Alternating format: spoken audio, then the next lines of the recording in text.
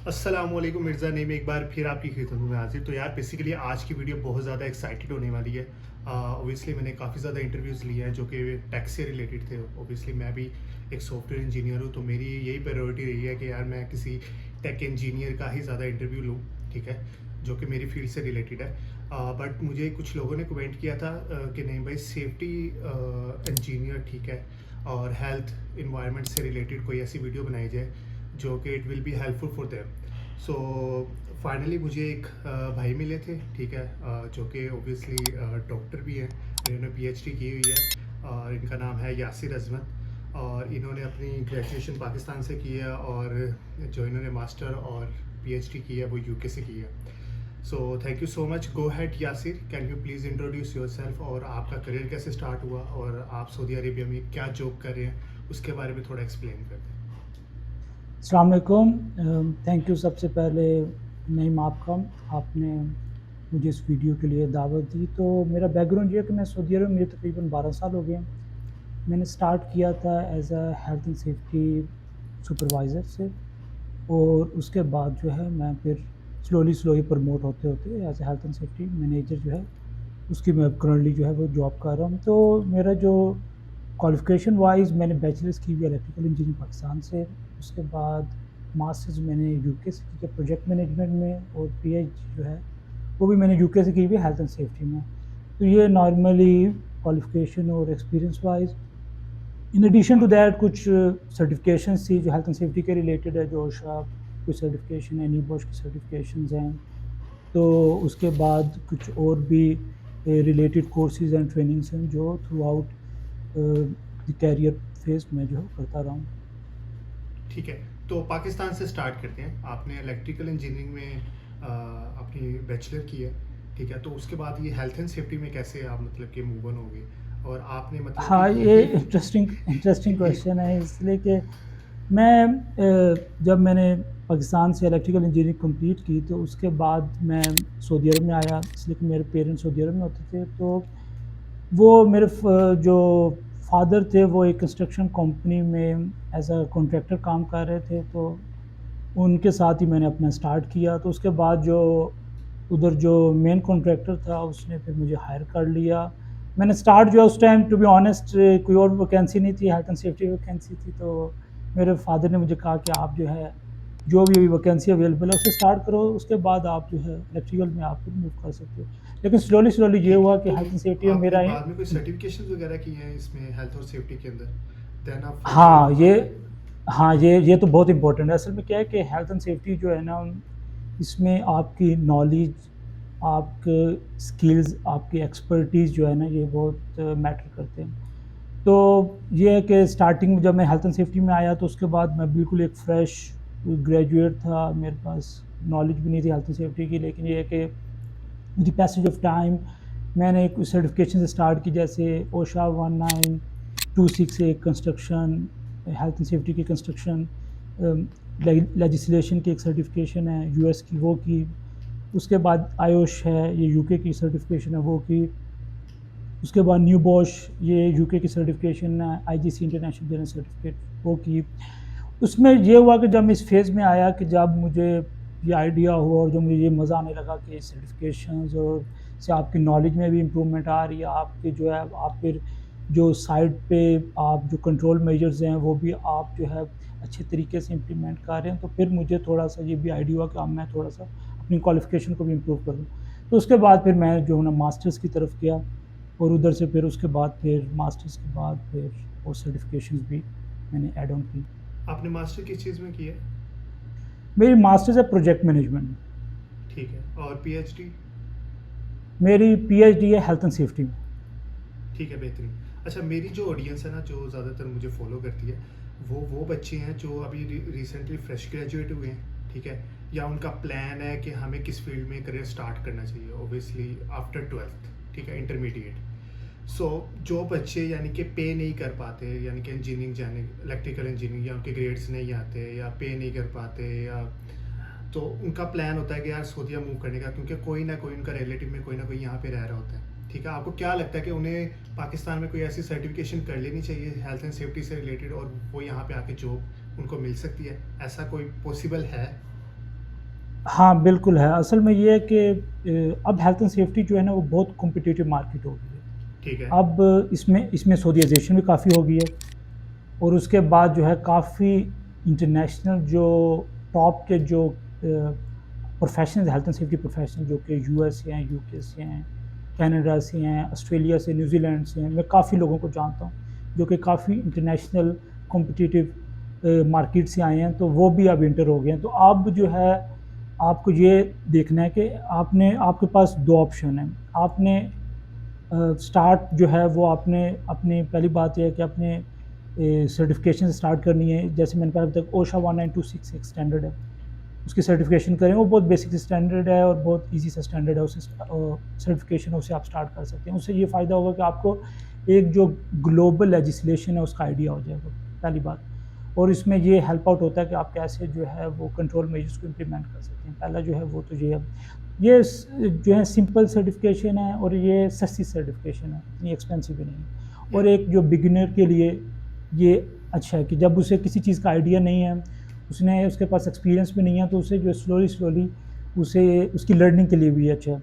ये तो एक सर्टिफिकेशन होगी। उसके बाद आयोश की है मैनेजिंग सेफ्टी की, ये भी बहुत आसान सी सर्टिफिकेशन है। और उसके बाद जो है ISO 45001 की भी एक सर्टिफिकेशन है जो कि लीड ऑडिटर की सर्टिफिकेशन है। तो ये कुछ सर्टिफिकेशन है जिससे वो स्टार्ट कर सकता है। लेकिन आप पता क्या है कि नहीं, अब जो है कंपटीशन इतना ज़्यादा हो रहा है कि इवन जो फ्रेश लोग हैं ना, उन्हें भी वो इतना ऐसे, टू बी ऑनेस्ट, वो सेफ्टी ऑफिसर के लिए भी वो कुछ in addition to the certification भी वो कुछ चीज़ें डिमांड कर रहे हैं और वो होता है स्किल्स का। हेल्थ सही। एंड सेफ्टी जो ये बहुत हमें ये चीज़ एज अ यंग प्रोफेशनल आपको ये चीज़ बहुत आपके जहन में होनी चाहिए कि स्किल्स मैटर्स अ लॉट। चाहे आप यंग प्रोफेशनल हैं या आप सीनियर प्रोफेशनल हैं, स्किल्स डिफ़र करेंगे, लेकिन जो स्किल्स हैं वो आपके पास होने चाहिए। कैसे क्या स्किल्स हैं? जब आप फ्रेश जो आप ग्रेजुएट हो, आपके पास क्या स्किल्स हैं? आपके पास टीम एज आपको होना चाहिए एज अ टीम प्लेयर, ये एक स्किल है। आपके पास एक ग्रोथ माइंडसेट होना चाहिए, ये स्किल है। आपको एम्बिशियस होना चाहिए। एम्बिशियस ये ज़रूरी नहीं कि आपने सिर्फ अपने लेट्स से आपने सुपरवाइज़र स्टार्ट किया तो आपने हेल्थ एंड सेफ्टी मैनेजर बनना है, ये सिर्फ एम्बिशन नहीं है। एम्बिशन ये है कि आप अपने जो आपका डिपार्टमेंट है या जो भी आप काम कर रहे हो, इसमें आप कैसे इम्प्रूवमेंट लाना चाहते हो, ठीक है ना? आप अपने काम को इम्प्रूव कर रहे हो, आप कंटिन्यूअल इम्प्रूवमेंट आपका माइंडसेट है। तो इस तरह के जो स्किल्स हैं जो कि आपके आपके काम को भी इम्प्रूव करेंगे। जब आप इंटरव्यू में बैठोगे तो जो आपसे इंटरव्यू ले रहा होगा वो भी आपसे इम्प्रेस होगा कि ये बंदा जो है तो फ्रेश, लेकिन इसका जो माइंडसेट है वो बड़ा पॉजिटिव और प्रोएक्टिव माइंडसेट है। तो ये बहुत हेल्प करता है। इसलिए कि मैं खुद भी हायरिंग मैनेजर हूँ, मैंने बहुत ज़्यादा इंटरव्यू किए हैं और अनफॉर्चुनेटली कभी कभार जो फ्रेश ग्रेजुएट्स हैं मैं उनमें ये चीज़ों की जो है ना ये जो स्किल्स हैं जो मैंने आपके साथ मेंशन किए, ये कोई इतने बड़े स्किल्स नहीं हैं, लेकिन ये आपकी पर्सनैलिटी को बहुत जो है वो इम्प्रूव कर सकते हैं। और जब आप इंटरव्यू में बैठते हैं वो देखते हैं कि ये बंदा पैशनेट है, ये बंदा लर्न करना चाहता है, तो वो कहते हैं ठीक है हम इसे मौका देते हैं, इसलिए कि ये कुछ महीनों बाद ये खुद ही लर्न कर लेगा, इसलिए कि इसमें आगे बढ़ने का शौक है, इसे इम्प्रूव करने का शौक है। तो ये कुछ स्किल्स होते हैं जो उन्हें फ्रेश जो ग्रेजुएट हैं जिनमें as a hiring manager including me myself हम देख रहे होते हैं। सही, बेहतरीन। अच्छा, ये आपने कुछ सर्टिफिकेशंस का बताया, देन आपने फर्दर थोड़ा डिटेल में बता दिया, लेकिन अगर आप एक रोड मैप बता सकें कि अगर कोई बच्चा हेल्थ और सेफ्टी में आना चाहता है, उसको इंटरमीडिएट करने के बाद किस तरह से परस्यू करना चाहिए? कि यार उसका प्लान बना हुआ अच्छा, है कि एक उसने चीज़ तो गल्फ है में कि जाना है। जी, जी। यार मेरी जो फर्स्ट रिकमेंडेशन है ऑलवेज के क्वालिफिकेशंस मैटर अ लॉट, ठीक है ना? ये मेरी पहली है कि अगर आप कोशिश करें तो अगर आप लेट्स से आपने काम स्टार्ट कर लिया, उसके साथ भी आप बैचलर्स भी कर सकते हैं, मास्टर भी कर सकते हैं, इसलिए कि अब दुनिया की मार्केट बहुत कॉम्पिटिटिव है। मैं रिसेंटली स्पेन में था एक बिजनेस कॉन्फ्रेंस अटेंड करने के लिए, और उसमें health and safety country heads आए हुए थे पूरे यूरोप से, यूके से, पोर्टुगाल से और ग्रीस से, इटली से, नीदरलैंड से, बेल्जियम से। तो आप अब ग्लोबल जब आप लोगों के साथ बैठते हैं, आप डाइवर्स इन्वायरमेंट में आप बैठते हैं, तो आपको महसूस होता है कि अब market, health and safety market भी बहुत कॉम्पिटिटिव हो गई है। अब आप सिर्फ एक्सपीरियंस पे नहीं रह सकते, अब आप सिर्फ सर्टिफिकेशन पे नहीं रह सकते। अगर आपने इसे एज अ प्रोफेशन लेना है, और प्रोफेशन लेने का मतलब ये है कि आपने 5 साल बाद आपने स्टार्ट किया एज अ सेफ्टी ऑफिसर, 5 साल बाद आप गए as a health and safety engineer या टीम लीड, उसके बाद 8 से 10 साल में आप हेल्थ एंड सेफ्टी मैनेजर गए और 20 साल बाद आप हेल्थ एंड सेफ्टी डायरेक्टर गए। ये आपने इस तरह का माइंड बनाना है।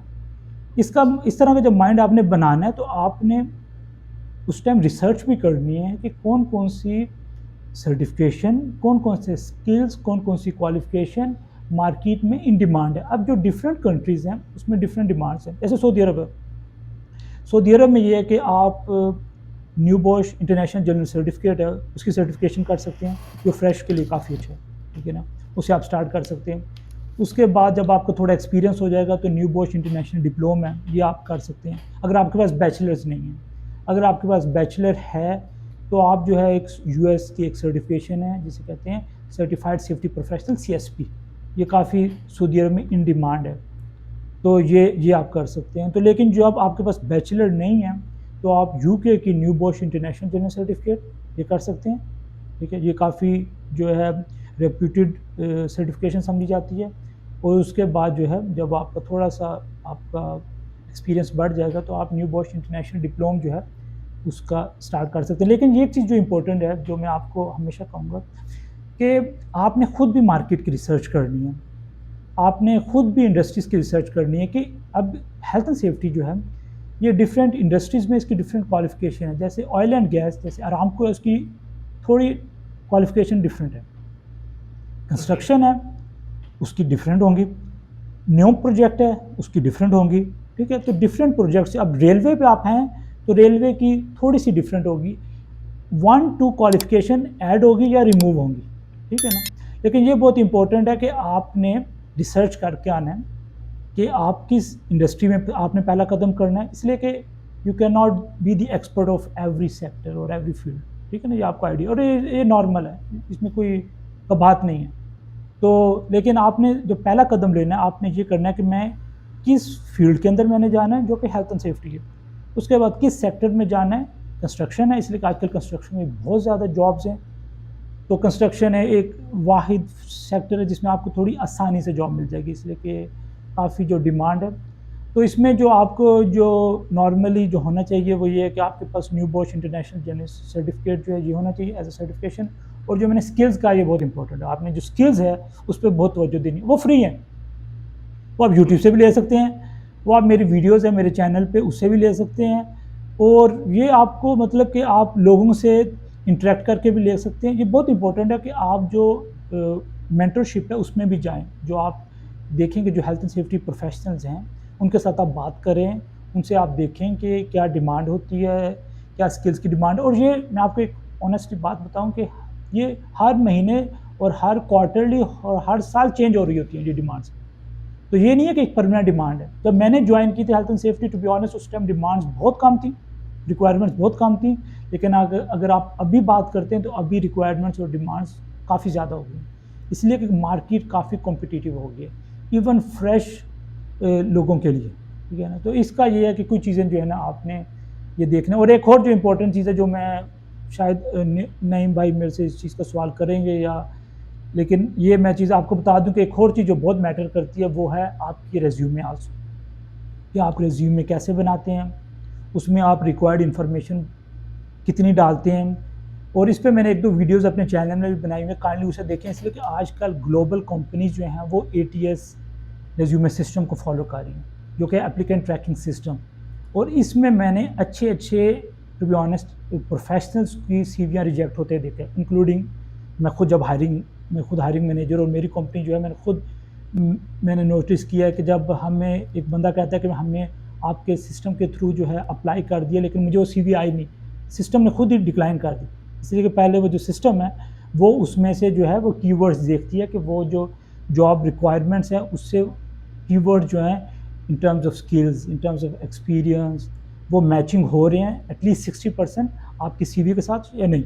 और इससे बहुत से लोग जो हैं उनकी सीवियाँ रिजेक्ट हो जाती हैं। तो क्या मसला होता है कि इवन वो क्वालिफाइड होते हैं, इवन उनके पास स्किल्स होते हैं, लेकिन उन्होंने वो सही तरीके से अपनी सीवी में इनपुट नहीं किया होता है। तो क्या होता है कि जो सिस्टम है, जो बड़ी कंपनी है उनके जो सिस्टम है वो रिजेक्ट कर देती और वो हायरिंग मैनेजर तक जाती नहीं है, जिसकी वजह से उन्हें इंटरव्यू की कॉल ही नहीं आती। Okay, got it. सो अल्हम्दुलिल्लाह आपने काफ़ी डिटेल में बता दिया, और आई थिंक आपने हर एक चीज़ इसके अंदर कवर कर दी है कि अगर किसी ने स्टार्ट करना है एज अ सेफ्टी और हेल्थ इन्वायरमेंट के अंदर तो वो कैसे स्टार्ट कर सकता है।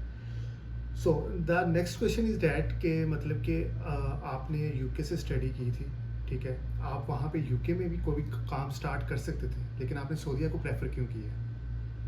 असल में इसके 2 रीज़न थे। जब मैंने अपनी मास्टर्स कंप्लीट की थी प्रोजेक्ट मैनेजमेंट में, तो मुझे यूके से एक ऑफ़र थी, एक आल्स्टॉम कंपनी उससे ऑफ़र थी। सेम टाइम पे मुझे सीमेंस जिधर मैं अभी काम कर रहा हूँ, इधर से भी ऑफ़र थी। तो टू बी ऑनेस्ट उसके 2 रीज़न थे। एक रीज़न था कि मेरी फैमिली, मेरे पेरेंट्स इधर थे सऊदीया, तो ओके। मेरे पेरेंट्स के लिए मुझे वापस आना पड़ा। दूसरा जो है, मैं जो मुझे अपॉर्च्युनिटी सऊदी अरब में थी, वो काफ़ी कह लो कि चैलेंजिंग और काफ़ी इंटरेस्टिंग अपॉर्चुनिटी थी एज़ कम्पेयर टू यूके। तो ये 2 रीज़न थे जिसकी वजह से मैंने जो है वो सऊदी अरब सेलेक्ट किया। ठीक है, ये आपने जितने प्रोजेक्ट्स पे काम किया है वो थोड़ा सा डिटेल में आप बता सकते हैं, और पहली जॉब आपको कैसे मिली? वो तो आपके रेफरेंस से, आपके वालिद साहब के रेफरेंस से मिल गई, लेकिन फर्दर आप कैसे मतलब कि चीज़ों को क्रैक करते गए, मतलब कि एक कंपनी से दूसरी कंपनी में, और अब obviously right now you are working in a international company, so ये कैसे आपने क्रैक किया है? अब इसमें ये इंटरेस्टिंग बात है, और इसमें आपको 2 आंसर्स भी मिलेंगे इसके रिस्पॉन्स में। एक चीज़ है कि जब आप जो भी काम करें, तो ये बहुत इम्पोर्टेंट है कि आप जो है पैशन से करें, ठीक है ना? पैशन मैटर्स अ लॉट, ठीक है ना? पैशन का फ़ायदा ये होगा कि आप अपनी जॉब को फिर एन्जॉय करेंगे। जब मैं स्टार्टिंग में as a health and safety में एज़ अ प्रोफेशन में स्टार्ट किया, to be honest for a couple of months I was not enjoying a lot, to be honest. तो ओके। मैं इतना जो है इतना एन्जॉय नहीं कर रहा था, लेकिन मेरे फादर थे, उन्होंने मुझे बहुत गाइड किया, बहुत मुझे मेंटरशिप प्रोवाइड की। तो उसके बाद उन्होंने मुझे हौसला दिया कि कुछ नहीं है, आप जो है ये नई नई जॉब है, नया डिपार्टमेंट है, और इसमें आप जो है अगर आप रियली जो हो पैशनेट हो, रियली हार्ड वर्किंग हो, तो आप किसी भी जॉब में, किसी भी डिपार्टमेंट में आप जो है अपना नाम बनवा सकते हो, और ऐसे ही हुआ। फिर उसके बाद ये हुआ कि मैंने मेरे हार्ड वर्क की वजह से मुझे फिर उसी प्रोजेक्ट पे after 9 months I was a team lead for okay. That project, and there was around 15 people working under me, जो कि 5-6 नेशनलिटीज़ थी। और that project was huge. We are talking about the construction of Medina railway station, $600 million project, and okay. I was the youngest team lead in that project. तो ये कहने की बात है कि आप जब पैशन से काम करते हैं, आपका स्किल्स को इम्प्रूव करते हैं, आपको आगे बढ़ने का शौक होता है, तो जो मैनेजमेंट है वो भी आपके काम को देखती है और वो भी आपके काम को सराहती है। तो ये तो पहली चीज़ है कि आपका जो काम है वो आपका रेफरेंस है। ये एग्जैक्टली। बहुत इंपॉर्टेंट चीज़ है। ये आप बहुत इंपॉर्टेंट चीज़ है। अब मैं आपको बता दूँ कि जब मुझे ऑफ़र आई सीमेंस से, मैंने सीमेंस अप्लाई नहीं किया था। सीमेंस ने मुझे खुद कॉल की थी ओके। कि हमने आपके कि हमें जो जो सीमेंस के सीईओ थे, उन्होंने मुझे कॉल की, और वो एक यूरोपियन नेशनल थे। उन्होंने कहा है कि उनके एक दोस्त ने उस प्रोजेक्ट पे मेरे साथ काम किया, और वो बहुत इम्प्रेस हुए हैं कि मैं हेल्थ एंड सेफ्टी के मामले पे काफ़ी स्ट्रिक्ट और काफ़ी जो है कह लो कि नो कॉम्प्रोमाइज़ की सिचुएशन के साथ काम करता हूँ, ठीक है ना? तो उन्होंने रिकमेंड किया। और इंटरेस्टिंग बात ये है कि उस टाइम जो था मैं यूके में था, मैं उस टाइम मास्टर्स कर रहा था। तो फिर जब मैं यूके से आया, तो फिर मेरा इंटरव्यू हुआ सीमेंस के साथ, तो फिर मैंने यहाँ कंटिन्यू किया, और उसके बाद जो है फिर मैं तकरीबन मुझे 9 साल प्लस हो गए मैं इधर ही हूँ। और इधर जो है मैं डिफरेंट रोल्स जो हैं, डिफरेंट प्रोजेक्ट्स हैं, जिसमें न्योम है, उसके बाद रियाद मेट्रो है, उसके बाद हरमैन हाई स्पीड रेल प्रोजेक्ट है। तो सारे जो सऊदीया के बड़े प्रोजेक्ट्स हैं, उसमें मैंने जो है अपने जो है खिदमात को सरअंजाम दिया। और उसके बाद जो है अभी भी जो है मैं कुछ रीजनल जो प्रोजेक्ट्स हैं, अब मैं कुछ इंटरनेशनल प्रोजेक्ट्स को भी, जैसे टर्की है, इजिप्ट है, स्पेन है, उसमें मैं भी अपनी जो है कंट्रीब्यूशन दे रहा हूँ।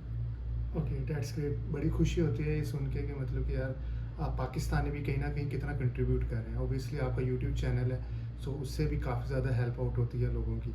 So apart from that, job opportunities के लिहाज से आपको क्या नज़र आ रहा है यहाँ सऊदी अरेबिया में? ऑब्वियसली विजन 2030 है, अभी रिसेंटली फुटबॉल स्टेडियम के भी इन्होंने कुछ अनाउंस किया है 2034 का, तो उसके बारे में आप थोड़ा सा एक्सप्लेन कर दें। अभी to be honest in terms of construction, Saudi Arab global hub है।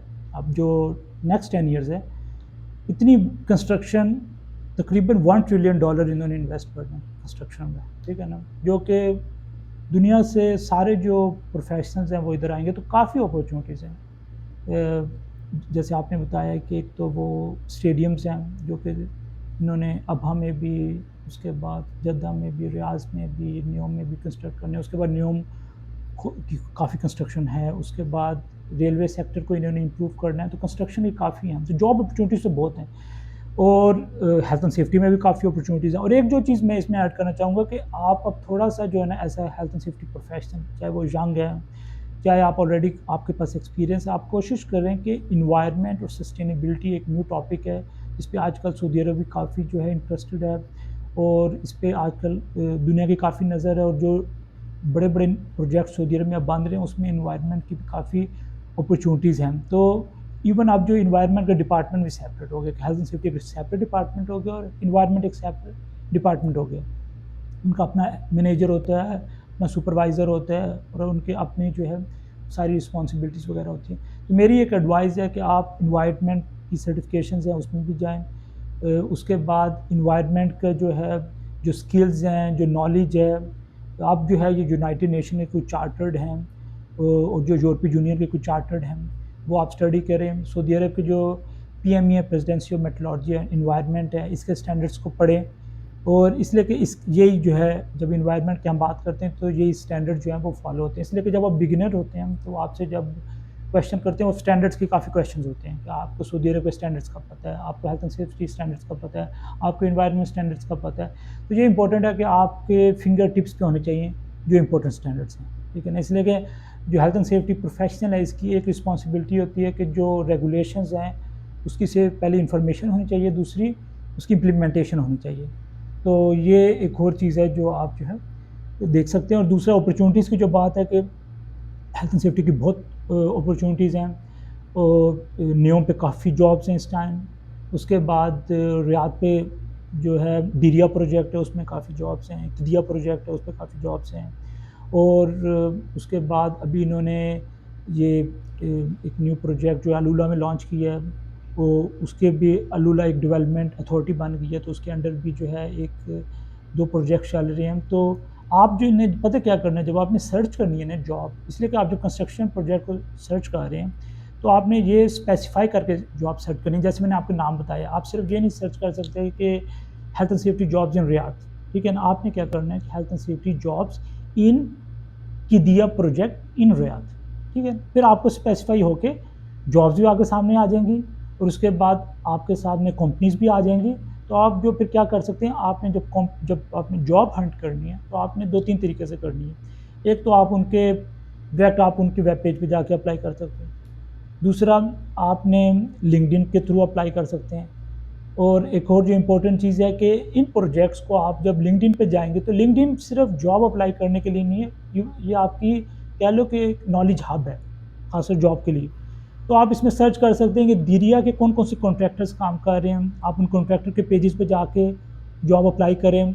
कौन कौन से मैनेजर्स ऑलरेडी काम कर रहे हैं दिरिया में, हायरिंग मैनेजर से कनेक्ट हों, हेल्थ एंड सेफ्टी मैनेजर से कनेक्ट हों, इसलिए कि वो फिर रेगुलरली जॉब्स वो पोस्ट करते रहते हैं, और वो ज़्यादा बेहतर होता है जब वो पोस्ट करते हैं ना। जैसे अगर मैं हेल्थ एंड सेफ्टी मैनेजर हूँ, मैं कहूँगा कि मुझे लेट से सीमेंस में कोई न्यू पोजीशन आई है, मैं लिंक्डइन में पोस्ट कर दूंगा, मैं कभी कभार ये भी मेंशन कर दूंगा, आप मुझे डायरेक्टली जो मेरे से कॉन्टैक्ट कर लें, ठीक है ना। और वो कह लें कि वो 50% जो है ना, वो जो मैंने पहले कहा था कि वो आपको हायरिंग मैनेजर के थ्रू जाती है सीवी, तो कभी कभार हायरिंग मैनेजर या तो वो बायस होता है, तो वो सीवी आगे नहीं लेके जाता, ये भी होता है, टू बी ऑनेस्ट, ये भी है। और दूसरा ये है कि वो जो आप कह लें कि मैंने जो एटीएस सिस्टम की बात की थी, वो रिजेक्ट कर देता है। तो 70-80% टू बी ऑनेस्ट सीवी पहुंचती ही नहीं हायरिंग मैनेजर तक, और ये मेन इशू आता है, ये मेन इशू आता है। इसीलिए आप कोशिश करें कि आप हायरिंग मैनेजर्स को तलाश करें लिंक्डइन की। लिंक्डइन सिर्फ जॉब तलाश करने के लिए वेबसाइट नहीं है। लिंक्डइन के लिए की जो सबसे बेस्ट जो अप्रोच है वो ये है कि आप जो है लोगों के साथ लिंक में रहें, ठीक है ना, लोगों के साथ कनेक्ट करें, आप उनके साथ नॉलेज शेयर करें, और उनके साथ आपको ये कोई इशू नहीं है कि आप अगर किसी आपको एडवाइस चाहिए, तो आप किसी को सीनियर को आप मैसेज कर दें, तो आप उनसे जो है वो एडवाइस ले लें, इसलिए कि ये रिस्पॉन्सिबिलिटी हम सीनियर्स की, कि हम आपको जो है ना एडवाइस जो है वो आपके साथ नॉलेज शेयर करें। तो ये आप एक चीज़ जो है वो फॉलो कर सकते हैं और इसके थ्रू जो है आपको इंशाल्लाह जो है वो अपॉर्चुनिटी जो है वो okay, that's great. So salary expectation क्या हो सकती है एक फ्रेशर के लिए विद द एक्सपीरियंस, क्या सही है? अब इसमें आपने 2-3 चीज़ों का आइडिया करना है। एक चीज़ तो ये है कि आप सऊदी मार्केट काफ़ी कॉम्पिटिटिव है। ये तो आपने एक टाइम होता था सैलरीज़ इसमें इधर सऊदी आज से तकरीबन आप कह लेंगे 5-7 साल पहले सैलरीज़ कुछ बेहतर थी हेल्थ एंड सेफ्टी की। लेकिन अब क्या हुआ कि जैसे वही वाली बात नईम आपने जब ये मुझसे क्वेश्चन किया था कि एक बंदे के पास इंटरव्यू नहीं है, जब उसकी क्वालिफ़िकेशंस कम होंगी ना, जो हम कहते हैं बैचलर, मास्टर्स वगैरह, ये मैटर करती हैं सैलरी में, ठीक है ना? तो सैलरीज़ फिर थोड़ी-सी कम होती है इसलिए कि सैलरी मिलती है आपकी प्रोफ़ाइल पे। एग्जैक्टली। अब हाँ, ये चीज़ आपने देखनी है ये चीज़। सर्टिफ़िकेशन अच्छी हैं, लेकिन सर्टिफ़िकेशन आपको हाई एंड सैलरीज़ नहीं देंगी, ये आपने ज़हन में रखना है। इवन मैं ब्रिटिश लोगों को जानता हूँ जिनकी टू बी ऑनेस्ट मेरे से कम सैलरीज़ ओके। है। तो इसलिए कि उनके पास क्वालिफ़िकेशन वैसी नहीं है, इसलिए कि अब मार्केट बहुत कॉम्पिटिटिव है। अब इधर काफ़ी जो हायरिंग मैनेजर है वो भी इंटरनेशनल प्रोफ़ेशनल बैठे हुए हैं, जो एचआर हैं वो भी काफ़ी ब्रिटिश खुद बैठे हुए हैं, ठीक है ना? जो हायरिंग मैनेजर हैं और जो कह लें कि एचआर हैं, तो वो उन्होंने ऑलरेडी जो है सर्वे किया होता है कि लेट्स से इस क्वालिफ़िकेशन पे, इस एक्सपीरियंस पे, इस सर्टिफ़िकेशन पे, इस स्किल्स पे आपकी ये होनी चाहिए, ठीक है? उन्होंने एक ब्रैकेट बनाई होती है। तो जो नॉर्मल सैलरी स्टार्ट होती है टू बी ऑनेस्ट, वो जब आपके पास लेट्स से आपके पास कुछ भी नहीं है, ना एक्सपीरियंस है, ना आपके पास कोई क्वालिफ़िकेशन है, बस 1-2 स्किल्स हैं, 2-3 सर्टिफ़िकेशन है, तो आप एक्सपेक्ट करें to be honest 3 to 5, okay, 3 to 5,000 riyal. ठीक है ना? आप इसे हाँ, 3 टू 5,000 रियाल, ठीक है ना? ये आप एक्सपेक्ट करें। तो ये जब आपके पास एक्सपीरियंस बढ़ जाता है, ठीक है ना? आपके पास 1 से 3 साल का एक्सपीरियंस आ जाता है, तो फिर आप जो है 8 तक जाते ओके। हैं और उसके बाद जो है फिर आप जो है जब 5 साल प्लस का एक्सपीरियंस हो जाता है, तो आप 10,000 रियाल प्लस पे फिर आप चले ओके, जाते हैं। That's great. So I think हमने ये सारी चीज़ें कवर कर ली हैं, लेकिन जो जब मैं आपके यूट्यूब चैनल पे जाता हूँ तो आपने वहाँ पे टूरिज़्म से रिलेटेड भी वीडियोस अपलोड की हुई हैं। दूसरा, आपने अपनी स्टडी से हुँ। रिलेटेड भी अपलोड की है। Obviously it's will be helpful for the student also. So why you choose UK for the master and PhD? Why you didn't choose the US and other हाँ, यू कैन से कंट्री? अ, अच्छा उस time मैंने जो है ना 2 countries को apply किया था, एक यूके था और एक था ओके। ऑस्ट्रेलिया। सो तो आपको कोई ऑस्ट्रेल स्कॉलरशिप वगैरह भी मिली थी कि नहीं? हाँ, मुझे वो मास्टर्स में नहीं थी, पीएचडी में थी। पीएचडी में मेरे तकरीबन कह लें कि हाफ 50% ठीक स्कॉलरशिप है। थी। पीएचडी भी आपने यूके से किया है, तो तो यहाँ जो से यहाँ से हाँ, अप्लाई करना यूके से भी ज़्यादा बेहतर है कि पाकिस्तान से अप्लाई करें? सेम ही सेम प्रोसेस है। प्रोसेस। प्रोसेस से सेम सेम प्रोसेस है, इसलिए कि उनकी जो रिक्वायरमेंट्स हैं अब जो पीएचडी है ना वो टू बी ऑनेस्ट वो भी वही वाली बात के ठीक पैशन है। है।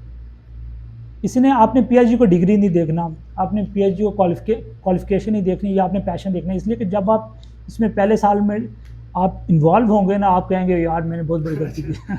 ये स्टार्ट ठीक करते इसलिए कि मैंने अच्छे-अच्छे प्रोफेशनल अच्छे-अच्छे मैं मेरे 1-2 और दोस्त हैं जिन्होंने पीएचडी की है, लेकिन क्योंकि अल्हम्दुलिल्लाह मेरी पीएचडी मेरी फुल टाइम थी और 3 साल में कंप्लीट होगी, लेकिन मैंने कुछ और भी लोग हैं देखे हैं जिन्होंने 7-7 साल लगाए हैं, लेकिन अभी तक उनकी पीएचडी कंप्लीट नहीं हुई। इसलिए कि आपने यार बहुत टाइम देना होता है। आपने कह लो कि आपके जो सुपरवाइज़र उसकी बहुत एक्सपेक्टेशन होती है। पीएचडी ऐसे है कि ये आपका अपना प्रोजेक्ट है, आपने खुद ही इसका प्लान बनाना है, आपने खुद ही जो है वो सारी रिसर्च करनी है और आपने जो कह लो कि जो आप लेट्स से आप चाहते हो कि आप कुछ जो इम्प्रूवमेंट आप लाना चाहते हो एकेडमिकली है या प्रोफेशनली है, जो आप समझते हो कि कोई गैप्स हैं करंट जो एकेडमिक्स में या रिसर्च में या प्रोफेशनली जो है कुछ गैप्स हैं, तो आप उसमें जो इम्प्रूवमेंट लाना चाहते हो तो वो आपने खुद ही उसे पढ़ना है, आपने खुद ही लोगों से बात करनी है, आपने खुद ही वो करना है। सुपरवाइज़र होगा वो क्या करेगा, ऐसे-ऐसे होता था कि सुपरवाइज़र आप 1 महीना इतना टाइम लगाते थे, टू बी ऑनेस्ट कभी-कभी मैंने दिन में 6-6 घंटे काम के बाद स्टडी किया है। करता ओके। था। तो जिसमें मैं रिसर्च पेपर्स हैं, मैंने तो at least 10,000 academic papers, research paper, journals और बुक्स वगैरह स्टडी किए, ठीक है। इसमें आप कह लो कि 3 साल में।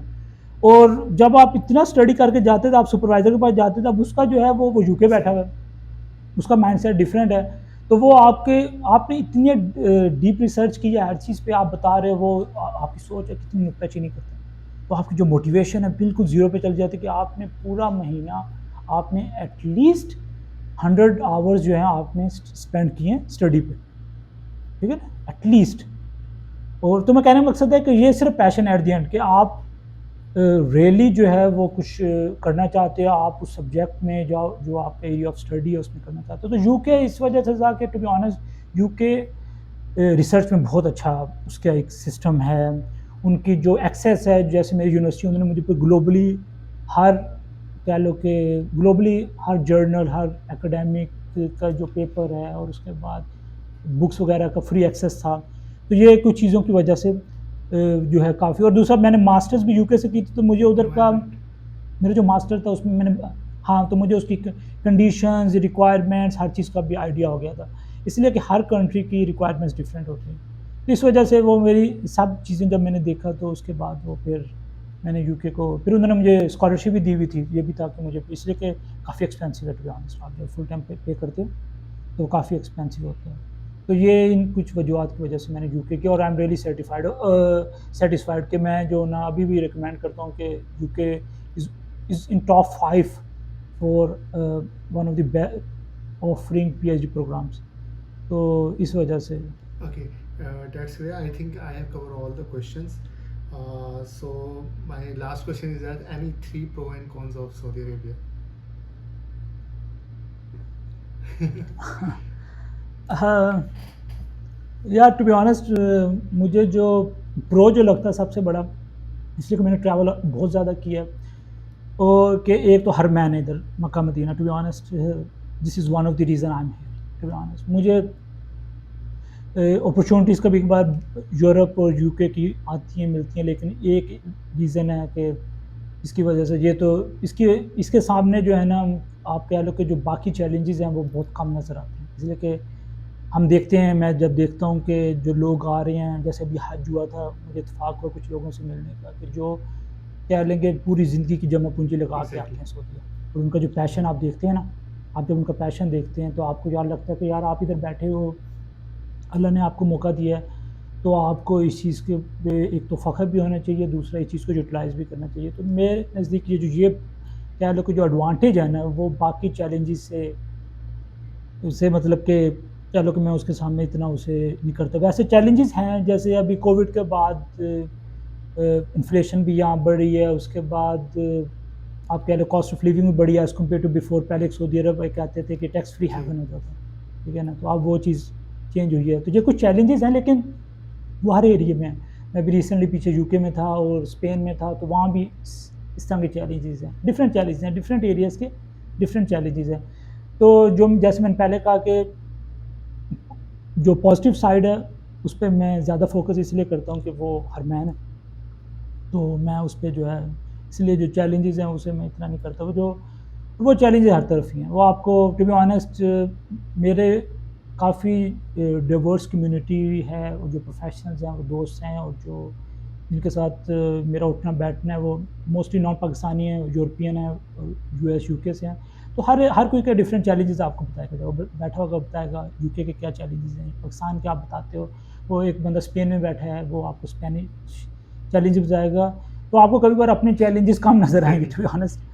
और टू बी ऑनेस्ट जब मेरे से कोई कहता है ना कि पाकिस्तान में इतने इश्यूज़ हैं, जो पाकिस्तान में बिजली बहुत महंगी, जब मुझे मेरे से स्पेनिश एक आदमी बताता है ना कि उसके जो गैस का बिल है वो कभी कभार 1000 यूरो पर मंथ आता है, तो जो कि 4000 रियाल है। तो फिर आप कहते हो कि आपके बहुत बेहतर है। और वो कहने का मकसद है कि चैलेंजेस हैं, हर एग्जैक्टली। तरफ चैलेंजेस हैं, लेकिन ये बहुत इंपॉर्टेंट है, ये आपके माइंडसेट के लिए बहुत इंपॉर्टेंट है कि आपको कंटेंट होना चाहिए जिधर आप भी हैं।